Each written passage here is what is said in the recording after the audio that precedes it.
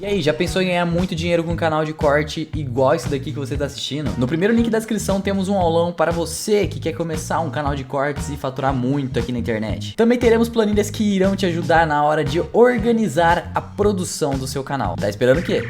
E o que tu acha dos debates, cara? Debates que tem na TV e tudo mais lá. Porque assim, eu assisto esses debates aí, confesso que pra me divertir, porque aquilo ali é um circo fudido. Nada se aprende lá, né? Não tem, por exemplo, eu te pergunto A, em vez de você me responder, você me ataca. Sabe? Então, assim, tá se preparando pra isso? Como é que tu vê isso no teu horizonte, cara? É pra eu responder ou é pra fazer uma brincadeira de não responder também? Tu que sabe.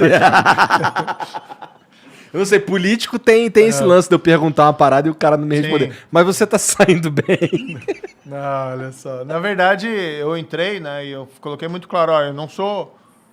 Antes de eu entrar, eu não sou político. Eu fui com o juiz, é um trabalho diferente, uma lógica diferente da política. Como ministro da Justiça, é uma função política, mas eu sempre me considerei assim meio um quadro técnico, entendeu? Sim. Eu me via lá, falavam eu e o Paulo Guedes eram os ministros técnicos da ala técnica, tinha outros também. E daí tinha contraponto da ala ideológica, sei lá o que é isso. Tu considera não sei isso o quê. ideal, que o ministério seja técnico e não político? Eu acho que envolve ali tanto técnica como política. Porque, por exemplo, eu tinha que conversar com o Congresso, Aham. que eu tenho uns projetos lá, você tem que fazer construções. Mas- Então, parte, mas eu não era assim, o que eu quero dizer, eu não era político partidário, entendeu? Eu não estava ali para... Até porque eu não era filiado a nenhum partido. Aham. Eu não estava ali para favorecer os planos políticos do presidente. Se tivesse isso, estava lá até hoje, né? Mas não é favorecer os planos políticos do presidente, é mais um loteamento, como a gente viu aí na história do Brasil inteiro. Ah, isso eu nunca fiz. Vou te falar a verdade, né?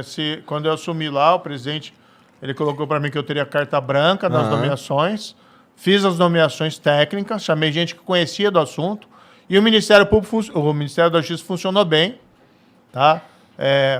O combate à corrupção, de fato, foi sabotado. Mas, por exemplo, a gente teve uma queda de assassinatos de 19% em 2019, que é o ano da minha gestão. Tá? O IPEA aponta que foi de 22%. E aqui eu não estou jogando número, não. Pode ir lá ver que é isso mesmo. Isso significou menos 10 mil assassinatos no Brasil em 2019 em relação a 2018. A gente teve projeto bom lá como Programa de Vigia das Fronteiras, que melhorou, ainda longe do ideal, na época que foi aplicado. Teve o Banco Nacional de Perfis Genéticos, que estava esquecido pelos governos anteriores. Nós revitalizamos. Isso é um negócio bem legal. Que é aquele negócio de investigação que você isola o local do crime, você colhe o material corpóreo, né, da vítima, mas também do suspeito lá que teve no local do crime, tira o perfil genético, o DNA, né, e você cruza num banco de dados nacional e você consegue identificar, muitas vezes, quem cometeu o crime. Você colhe tanto do local do crime como de quem foi condenado na justiça por crimes violentos. Então, teve um caso que, para mim, assim, foi muito legal. Tinha uma menina que, infelizmente, em Curitiba foi assassinada em 2000... Estava em 2009 lá, não? Não, cheguei lá em 2016. Em 2009 teve uma menina que foi assassinada, 9 anos, ela saiu da escola, foi até a casa dela, sumiu no caminho, encontraram o corpo dela dias depois numa mala na rodoviária. E aquilo foi um negócio na cidade. O Jean lembra, ó. Porque meus pais não deixavam eu sair sozinho nessa época aí, porque rolou essa Foi parada. 2009. Aham, 2009 isso. 2009.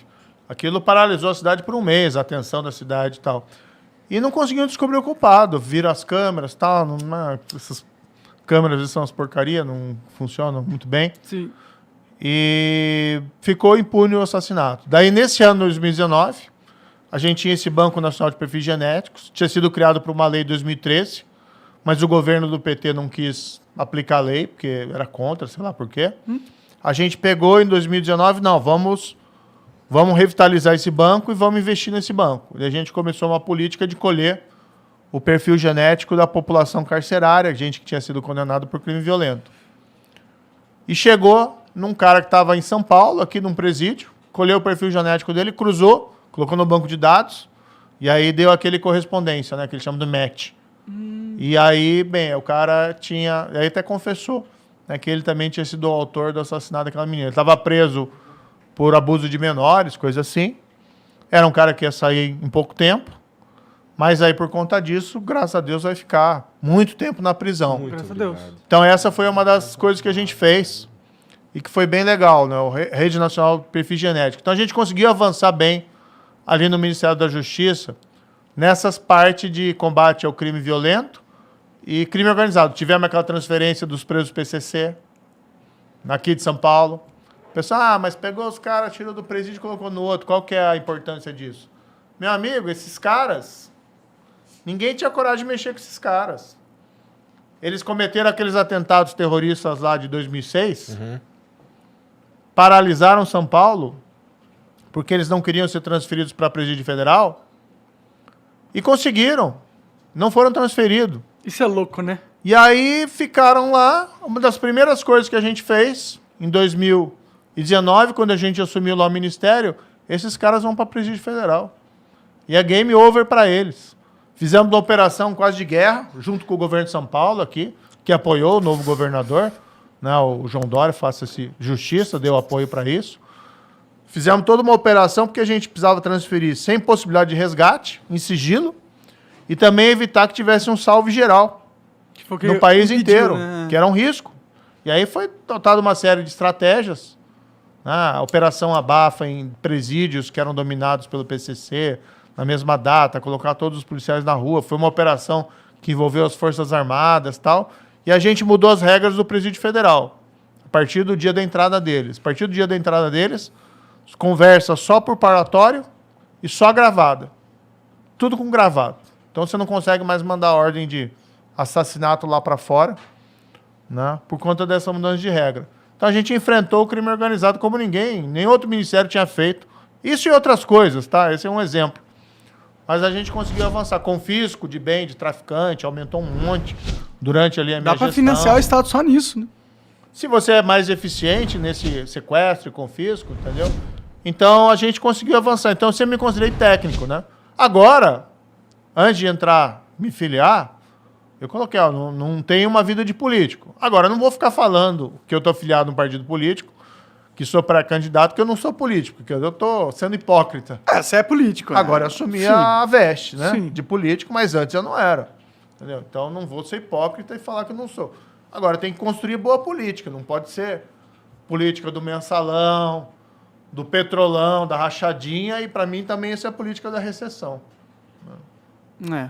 Entendi.